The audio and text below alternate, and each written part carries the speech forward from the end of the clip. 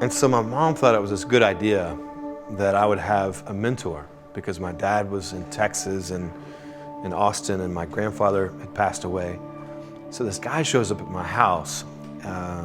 His name's Tom. He's got this big bushy mustache, and I didn't really know what to make of him. You know, I hadn't seen men a lot. We went to Baskin-Robbins, and we got this ice cream, and he bought me a double.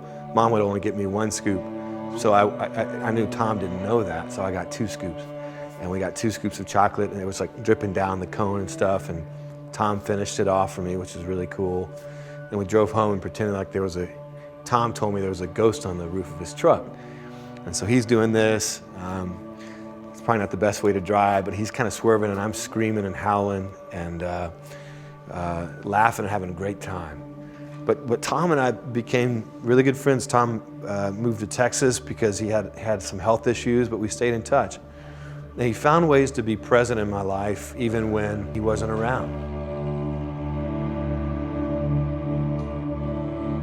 I feel like the A-team is kind of like, represents kind of these 4-man stereotypes. It's like you have Hannibal, who's like the fearless leader. He always smokes a cigar when everything works out.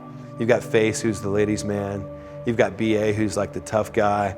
Then you've got Murdoch, right? And Murdoch is like, he's like the comic relief guy. He can't do anything. Like they're gonna be fighting and Murdoch's gonna be like in the tree making bird noises or something. And I really just identify with Murdoch, right? That's who I was. I was Murdoch. I wasn't tough. I wasn't leaderly. I wasn't good with ladies. I didn't even know what a girl was, or much less how to relate to him. But when Tom came into my life, he kind of began to show me that manhood was attainable.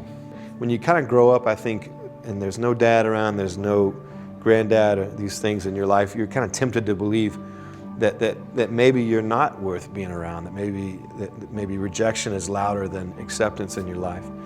And so when Tom showed up, it was kind of like the first time a man said to me, you know, I'm with you, and